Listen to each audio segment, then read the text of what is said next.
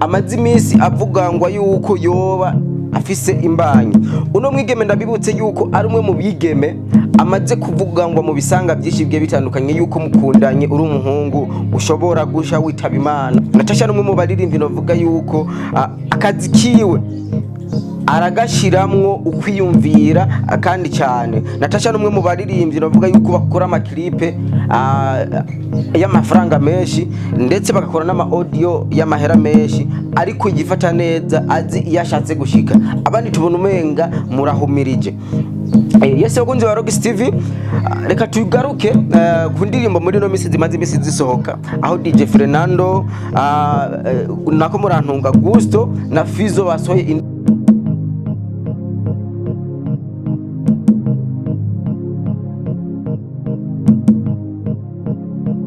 Yese kunzi ba Rockis TV, ndabaramukije muraho mumeze neza nanjye ndameze neza. Uno munsi tugomba tuyage ikintu ca mbere kimaze imisi kimwe kirashavuje, ikindi naco n'umunezero muri industry mu muziki w'u Burundi. Ashatse kuvuga yuko ndiko ndabona abantu benshi batandukanye bakora amaklipe ari ku gwego, abandi batwarinda tutazi iyo bazikuye. Ntituzi yuko ari kiki, ntituzi ikintu na kimwe, ariko uno munsi navuze kandi abazanire udusaku. Two dusaku navuga yuko ari tumwe mu bantu benshi batari babizi yuko ngaha mu gihugu cy'u Burundi hari abakobwa bashobora kuza ngaha anya baje kwirondera aba diaspora. Aba diaspora bamaze gushika ngaha anya abagaca batera inda abakobwa biwacu. Yo turabona nk'uno mwigeme n'umwe mu bigeme yitwa Genera ari ngaha anya kuri plateau za Rockis TV, umwe mu bigeme novuga yuko akora ama challenge ku ndirimbo z'abandi baririmbyi, ndetse nawe nyene yari yatanguye no kuririmba, akaba yaramaze gusora indirimbo zibiri. Ariko hariho amakuru menshi agiye atandukanye amazi imisi avuga ngo yuko yoba afise imbanyi. Uno mwigeme ndabibutse yuko ari umwe mu bigeme amaze kuvuga ngo mu bisanga byinshi bigiye bitandukanye yuko mukundanye uri umuhungu ushobora gusha witaba Imana. Ntituzi yuko witaba Imana mumaze gukundana, ntituzi n'ikintu na kimwe, ariko ayo makuru yaramuvuzwe ko ndetse nawe nyene byaramuciye intege mu bintu byinshi bigiye bitandukanye yakora mu kazi kiwe. Uno mukobwa yatanguye akora kuri TV online ku kinyamakuru kimwe ntashatse kuvuga izina, hanyuma yongera arakora no ku radio kwisamirizi imwe yisamirana ngaha mu gihugu cy'u Burundi yitwa Iteka FM, imwe mu maradiyo ifasha D1, ariko ubu unya ntituzi ibyarimo. Turaraba ku maposte mesha agiye atandukanye bigaragara yuko yoba afise imbanyi. Ngo industry uyigiye muri umwana w'umukobwa utegerezwa gutwara inda. Hariho nabandi bigeme bagenzi biwe deruka kubona umenga muri no misi batanguye bamuzomera, ariko abo bigeme bako baramuzomera nabo nyene tubarindire tubahe umwanya, nibaza yuko ibintu bizogenda neza. Mbega iyo umwigeme yagiye muri industry agasha atwarinda, nico kintu ca mbere gishobora kuba cyo muvumisha cyane cyangwa ashasubira inyuma. Mubandanye mushyira commentaire ngaho onya hasi, mutubwira ati burya umwigeme yagiye muri industry bigenda ukunya bikwiye kugenda muri make umukobwa ntakwiye kuja mu bahungu kugira aje mu buhumbu, kubera tumaze kubura nk'umwigeme atwaye imbanyi hanyuma agashagira. Reka ndabibutse dusubira inyuma gatonya, hari uwundi mwigeme yigeze kuririmba indirimbo namba yitwa gute. Uwo mwigeme yaje bavuga yuko ari umwe mu baririmbyi barizikura paneza. Muri umwigeme yigeze gusubira indirimbo ya Rap Boy na Trezo. Uwo mukobwa twigeze kubona yapostinze afise imbanyi, nibaza yuko no kwibaruka yoba yaribarutse kubera n'amafotoshoot. Nta mundirimbe ashobora gusora photoshoot ataribaruka kubera bivaye no kungene murazi yuko isi itameze neza, bashobora kuba bo muterakano bakanamuroga. Yapostinze kumve kugira atwereke yuko afise imbanyi ndetse no kuvyara yavyaye. Aho muri kino gihe tuvuga ati mbega umuziki w'u Burundi kubera iki abigeme tubona baguma ari bakenya n'uwuza asha atwara imbanyi.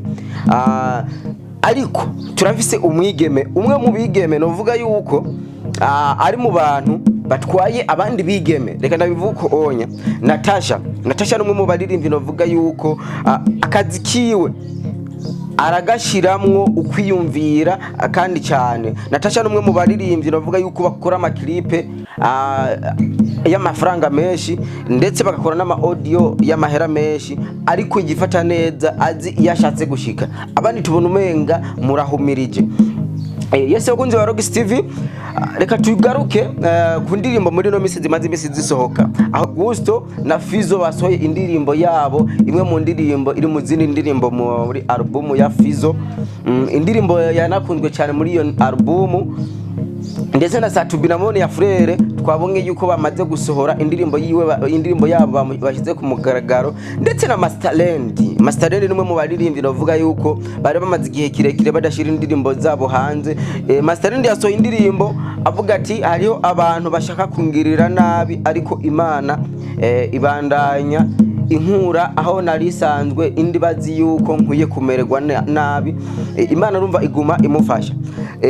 Kubera iki ngaha mu gihugu cy'u Burundi tubona yuko umuziki tubifata nk'ukumenga sakazi, ariko mu bindi bihugu turumva abandi baririmbyi bashobora kubwira umuririmbyi ati ndamushaka kuva muri lebo ndiha mu miliyaridi w'amafaranga w'iki gihugu ciwanje jewe ndimwe. Ariko ngaha mu Burundi hari umuririmbyi ushobora gusaba imiliyoni 200 akazi kwima ataciye mu mahiganwa menshi agiye atandukanye, ayo mafaranga ntashobora kuyaronka. Mbega dukwiye kubigenza gute kumvuye kugira umuziki w'u Burundi utera imbere? Tuzokwame tuvuga ati turabona abandi baririmbyi bashobora gukota indege iwabo ari wenyene, ari umuririmbyi w'umurundi agashobora kuja gukora akazi kiwe mu kindi gihugu ajanywe n'umuziki. Turabona kuko mu bindi bihugu abaririmbyi benshi bagiye batandukanye barabigira, twebwe ntituzi ico bivako.